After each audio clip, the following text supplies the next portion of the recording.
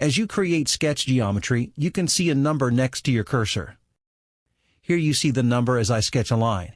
This number represents the length of the line. If I were to sketch a circle, this number represents the radius of the circle. However, this number does not control the geometry. And what I mean is, if I click and drag the line or the circle, you can see they are still free to change size. In fact, the only purpose of the number is to give you a rough idea of the size you're working with.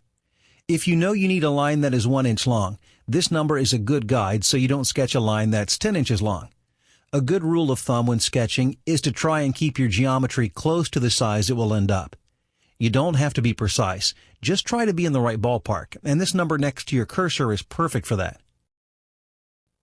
The way to actually control the size of geometry precisely is to use dimensions. This icon is the Smart Dimension tool. You can access it here.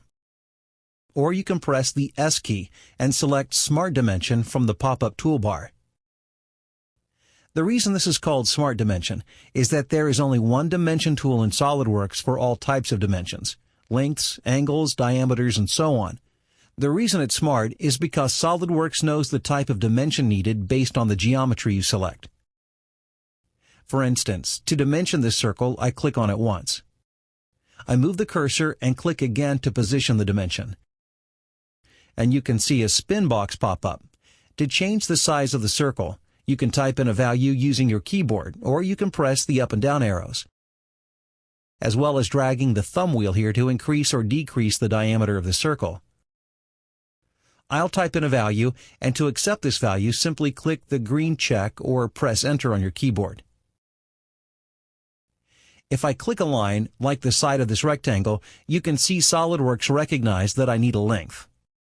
I'll click once more to position the dimension. Type in a value and press Enter. You do have options on what to select. For a line, I can also click the end points of the line and establish its length that way. If I select an angled line, you can see that by moving the cursor, I can establish either the true length of the line, the vertical length, or the horizontal length. I'm not clicking anything as I do this. I'm simply moving the cursor.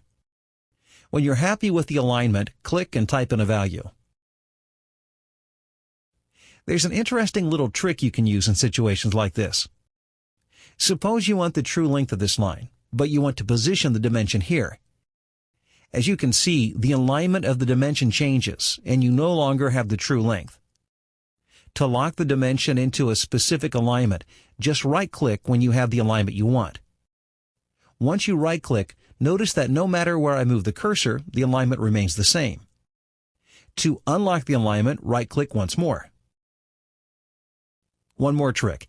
After putting in a dimension, you can drag the attachment points to change where the dimension is attached. This is especially helpful when dimensioning to circles and arcs.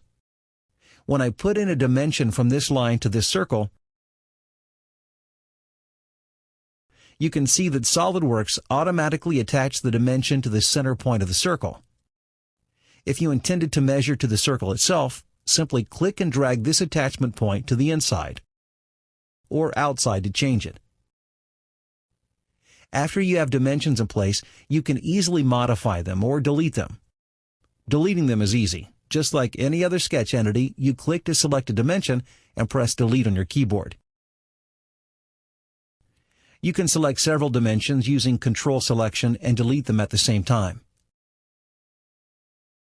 To modify a dimension, simply double-click the value with your mouse and the spin box reappears, allowing you to input a new dimension, and that's all there is to it.